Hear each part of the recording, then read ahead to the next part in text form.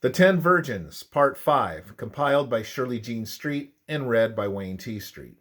The Spirit works upon man's heart, according to his desire and consent, implanting in him a new nature. But the class represented by the foolish virgins have been content with a superficial work. They do not know God. They have not studied his character. They have not held communion with him.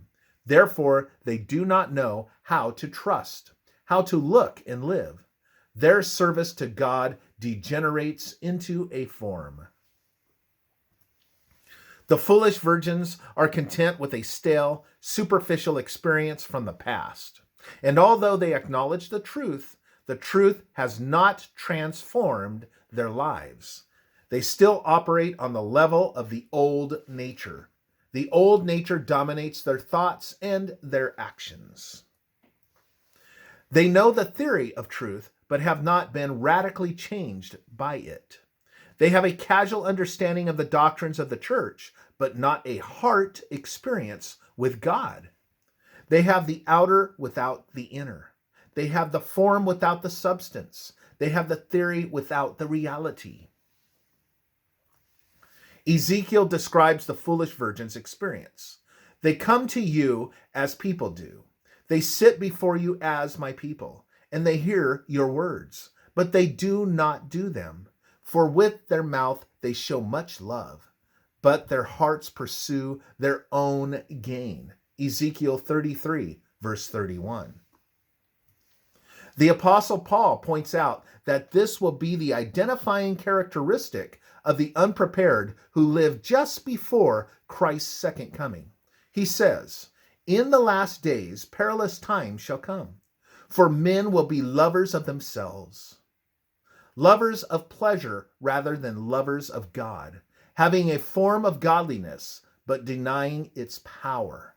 2 Timothy chapter 3, verses 1 to 5.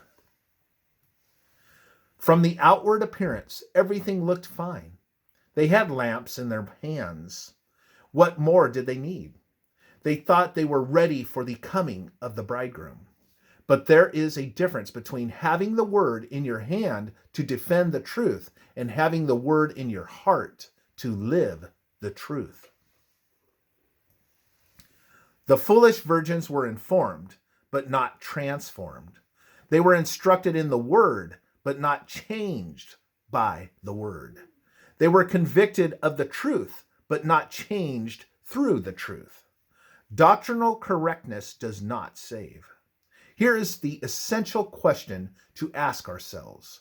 Has the truth that we believe and the Christ we proclaim to others radically transformed our own lives?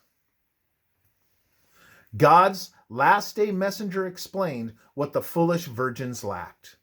In the parable of the 10 virgins, 5 of them are described as wise and 5 as foolish.